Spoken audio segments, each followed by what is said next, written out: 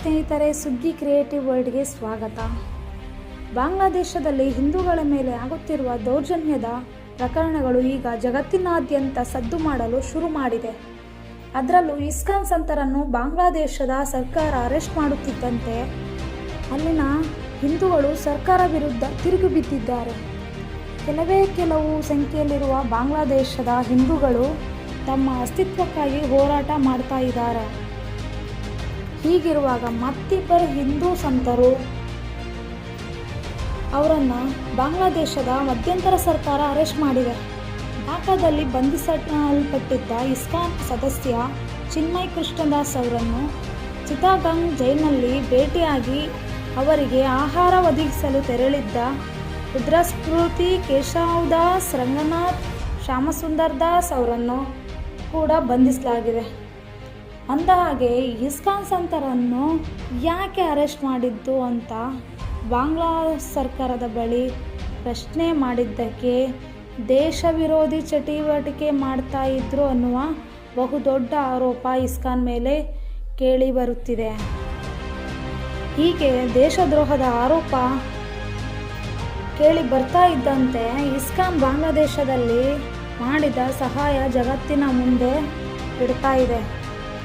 ಮತ್ತೊಂದು ಕಡೆಯಲ್ಲಿ ಈಗ ಭಾರತ ಸರ್ಕಾರ ಕೂಡ ಈ ವಿಚಾರದಲ್ಲಿ ಮಧ್ಯಂತರ ಪ್ರವೇಶ ಮಾಡುವ ಲಕ್ಷಣಗಳು ಕಾಣಿಸ್ತಾ ಇದ್ದಾವೆ. ಅಷ್ಟಕ್ಕೂ ಬಾಂಗ್ಲಾದೇಶ ಇಸ್ಕಾನ್ ಸಂತರನ್ನು ಅರೆಸ್ಟ್ ಮಾಡಿಸ್ತಾ ಇರೋದು ಯಾಕೆ? ನಿಜಕ್ಕೂ ಇಸ್ಕಾನ್ ಬಾಂಗ್ಲಾದೇಶಕ್ಕೆ ದೇಶದ್ರೋಹ ಕೆಲಸ ಮಾಡ್ತಾ ಇದೆಯಾ? ಬಾಂಗ್ಲಾದೇಶದಲ್ಲಿ ಇಸ್ಕಾನ್ ಏನೆಲ್ಲ ಮಾಡಿದೆ?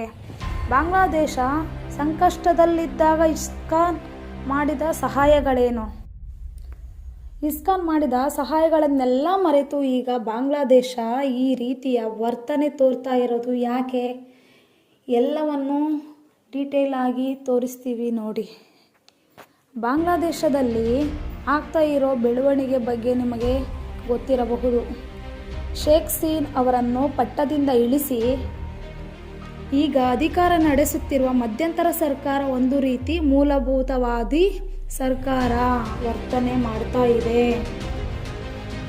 ಅದರಲ್ಲೂ ಈ ಸರ್ಕಾರ ಆಡಳಿತಕ್ಕೆ ಬಂದ ನಂತರ ಬಾಂಗ್ಲಾದೇಶದಲ್ಲಿ ಹಿಂದೂಗಳ ಮೇಲೆ ದೌರ್ಜನ್ಯ ಹೆಚ್ಚಾಗಿದೆ. ಆ ದೌರ್ಜನ್ಯ ಜಗತ್ತಿನ ಅತಿ ದೊಡ್ಡ ಸಂಸ್ಥೆಗಳಲ್ಲಿ ಒಂದಾದ ಇಸ್ಕಾನ್ಗೆ ಕೂಡ ಬಿಸಿ ತಟ್ಟಿದೆ. ನಿಮಗೆ ಗೊತ್ತಿರುವ ಹಾಗೆ ಇಸ್ಕಾನ್ ಸಂತ ಚಿನ್ಮಯ್ ಕೃಷ್ಣದಾಸ್ ಅವರನ್ನು ಬಾಂಗ್ಲಾದೇಶ ದೇಶದ್ರೋಹದ ಮೇಲೆ ಬಂಧಿಸಿ ಇಟ್ಟಿದೆ. ಈ ಬಂಧನದ ಬಳಿಕ ಇದೀಗ ಮತ್ತೆರಡು ಹಿಂದೂ ಸಂತರನ್ನು ಬಾಂಗ್ಲಾದೇಶದಲ್ಲಿ ಬಂಧಿಸಲಾಗಿದೆ. ಪರಿಸ್ಥಿತಿ ಎಲ್ಲಿವರೆಗೆ ಬಂದಿದೆ ಗೊತ್ತಿರಲಿ. ಬಾಂಗ್ಲಾದೇಶದಲ್ಲಿ ಆಗಸ್ಟ್ನಿಂದ ಹಿಡಿದಿರೋದೇ ಈವರೆಗೂ 2,000ಕ್ಕೂ ಹೆಚ್ಚು ಹಿಂದೂಗಳ ಮೇಲೆ, ಕುಟುಂಬಗಳ ಮೇಲೆ ಬಾಂಗ್ಲಾದಲ್ಲಿ ದಾಳಿ ಮಾಡಲಾಗಿದೆ. ಹಾಗಂತ ಕೇವಲ ಹಿಂದೂಗಳ ಮೇಲೆ ಮಾತ್ರವಲ್ಲ, ಕ್ರಿಶ್ಚಿಯನ್ನರು, ಬೌದ್ಧರು, ಹೀಗೆ ಅಲ್ಪಸಂಖ್ಯಾತರ ಮೇಲೆ ದೌರ್ಜನ್ಯ ನಡೆದಿದೆ. ಅಂದರೆ ಅಲ್ಲಿರುವ ಮುಸ್ಲಿಮ್ಸನ್ನು ಬಿಟ್ಟು ಉಳಿದೆಲ್ಲ ಧರ್ಮಗಳನ್ನು ಟಾರ್ಗೆಟ್ ಮಾಡಲಾಗಿದೆ. ಈ ದಾಳಿ ಆದ ಸಂದರ್ಭದಲ್ಲಿ ಅಲ್ಲಿನ ಅಲ್ಪಸಂಖ್ಯಾತರು ಸುಮ್ಮನೆ ಕೂರಲಿಲ್ಲ. ಸಂಖ್ಯೆ ಚಿಕ್ಕದಾದರೂ ದೊಡ್ಡ ಮಟ್ಟದಲ್ಲಿ ಪ್ರತಿಭಟನೆ ಮಾಡ್ತಾರೆ. ಅಕ್ಟೋಬರ್ 19 ಬಾಂಗ್ಲಾದೇಶದಲ್ಲಿರುವ ಅಲ್ಪಸಂಖ್ಯಾತರು ಶಕ್ತಿ ಪ್ರದರ್ಶನವಾಗಿತ್ತು. ಈ ಪ್ರತಿಭಟನೆ ನೋಡಿ ಮಧ್ಯಂತರ ಸರ್ಕಾರ ಬೆಚ್ಚಿಬಿದ್ದಿತ್ತು. ಇವರನ್ನು ಹೀಗೆ ಬಿಟ್ಟರೆ ಮುಂದೊಂದು ದಿನ ಅಪಾಯ ಎಂಬ ಕಾರಣಕ್ಕಾಗಿ ಅವತ್ತು 19 ಮಂದಿ ನಾಯಕರು ವಿರುದ್ಧ ಬಾಂಗ್ಲಾ ಕೇಸ್ ದಾಖಲು ಮಾಡುತ್ತದೆ. ಇಲ್ಲಿ ನಾಯಕರ ಮೇಲೆ ಕೇಸ್ ದಾಖಲು ಮಾಡೋದಕ್ಕೆ ಕಾರಣ ಕೂಡ ಇತ್ತು. ಆ ಕಾರಣ ಏನಂದರೆ, ಪ್ರತಿಭಟನೆ ಸಂದರ್ಭದಲ್ಲಿ ಬಾಂಗ್ಲಾದೇಶ ಧ್ವಜಕ್ಕಿಂತ ಮೇಲೆ ಕೇಸರಿ ಧ್ವಜವನ್ನು ಹಾರಾಟ ಮಾಡಿದ್ದು. ಇದೇ ಕಾರಣಕ್ಕಾಗಿ ನೋಡಿ ಹಿಂದೂ ನಾಯಕರ ಮೇಲೆ ಕೇಸ್ ದಾಖಲು ಮಾಡಲಾಗಿತ್ತು. ಇದೇ ಬಾಂಗ್ಲಾದೇಶದಲ್ಲಿ ಶೇಖ್ ಹಸೀನಾರನ್ನು ಪ್ರಧಾನಿ ಪಟ್ಟದಿಂದ ಇಳಿಸಲು ಯಾವ ಮಟ್ಟದಲ್ಲಿ ಹೋರಾಟ ಆಯಿತು ಅಂದರೆ ನಿಮಗೆ ಗೊತ್ತಿರಬಹುದು, ಬಾಂಗ್ಲಾದೇಶದ ರಾಷ್ಟ್ರಪಿತನ ಪ್ರತಿಮೆಯನ್ನೇ ಯಾವ ರೀತಿ ಧ್ವಂಸ ಮಾಡಿದರು ಎಂಬುದನ್ನು ಇದೇ ಜಗತ್ತು ನೋಡಿದೆ. ಪಾರ್ಲಿಮೆಂಟನ್ನು ಮೇಲೆ ಯಾವ ರೀತಿ ಅಟ್ಯಾಕ್ ಆಯಿತು ಅಂತ ಜಗತ್ತು ನೋಡಿದೆ. ಕಷ್ಟಪಟ್ಟು ಕಟ್ಟಿದ ಮನೆಗಳನ್ನು ಸುಟ್ಟ ಮೇಲೆ ಯಾವುದೇ ಕ್ರಮ ಕೈಗೊಂಡಿಲ್ಲ. ಇದನ್ನ ಬಾಂಗ್ಲಾದೇಶ ಶಾಂತಿಯುತ ಪ್ರತಿಭಟನೆ ಅಂತ ಪರಿಗಣಿಸಿ ಕೇಸರಿ ಧ್ವಜ ಹಾರಿಸಿದ್ದೇ ತಪ್ಪಾಯಿತು. ಇದೇ ಆರೋಪದ ಮೇಲೆ ಚಿನ್ಮಯ್ ದಾಸ್ ಅವರನ್ನು ಅರೆಸ್ಟ್ ಮಾಡಲಾಗಿತ್ತು. ಅದು ಕೂಡ ಯಾವುದೇ ವಾರೆಂಟ್ ನೀಡದೆ ಚಿನ್ಮಯ್ ದಾಸನ್ನು ಬಂಧಿಸಿತು. ಬಂಧನದ ಬಳಿಕ ಕೂಡ ಅಲ್ಲಿನ ಹಿಂದೂಗಳು ಸುಮ್ಮನೆ ಕೂರಲಿಲ್ಲ, ಮತ್ತೆ ಬೀದಿಗಿಳಿದು ಹೋರಾಟ ಮಾಡಿದರು. ದುರಂತ ಅಂದರೆ, ಯಾವ ಸಂಸ್ಥೆ ಬಾಂಗ್ಲಾದೇಶದಲ್ಲಿ ಹಿಂದೂ ಮುಸ್ಲಿಂ ಅನ್ನದೇ ಭೇದ ಭಾವ ಮಾಡದೆ ಅನ್ನದಾನ ಮಾಡುತ್ತಿತ್ತೋ ಅದೇ ಸಂಸ್ಥೆಯ ಮೇಲೆ ಇವತ್ತು ಬಾಂಗ್ಲಾ ಸರ್ಕಾರ ದೇಶದ್ರೋಹಿ ಎಂಬ ಪಟ್ಟ ಕಟ್ಟಿದೆ. ಯಾವ ದೇಶ ಅತ್ಯಂತ ಸಂಕಷ್ಟದಲ್ಲಿತ್ತೋ, ಅಲ್ಲಿನ ಜನರ ಹಸಿವು ತಣಿಸಿತ್ತೋ ಅದೇ ಸಂಸ್ಥೆ ಮೇಲೆ ದೇಶದ್ರೋಹ ಪಟ್ಟ ಯಾವ ನ್ಯಾಯ? ಈಗ 16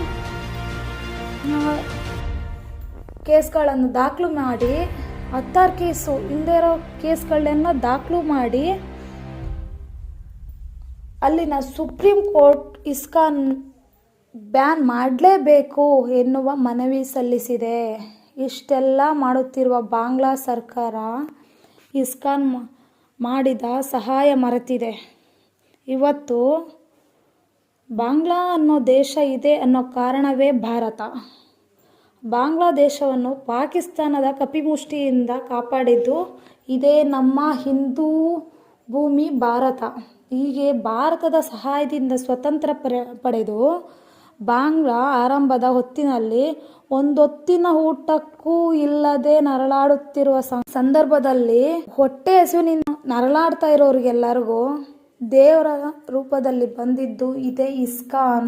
ಅಮೆರಿಕಾದಲ್ಲಿ ಮೆಡಿಸಿನ್ ಸ್ಕ್ವಾಡ್ನಲ್ಲಿ ಜಾರ್ಜ್ ಹ್ಯಾರಿಸನ್ ರವಿಶಂಕರ್ ಅವರ ಲೈವ್ ಶೋ ಆಯೋಜನೆ ಮಾಡಿ ಎಲ್ಲರ ಹಸಿವು ನೀಗಿಸುವ ಕೆಲಸ ಮಾಡಿ ಅವತ್ತು ಇಸ್ಕಾನ್ ಹೆಸರಿಟ್ಟಿದ್ದು ಏನು ಗೊತ್ತಾ? Save Bangladesh live converse. ಇದರಿಂದ 2,500 ಬಿಲಿಯನ್ ಕೋಟಿ ಸಂಗ್ರಹ ಆಗಿತ್ತು ಹಣ.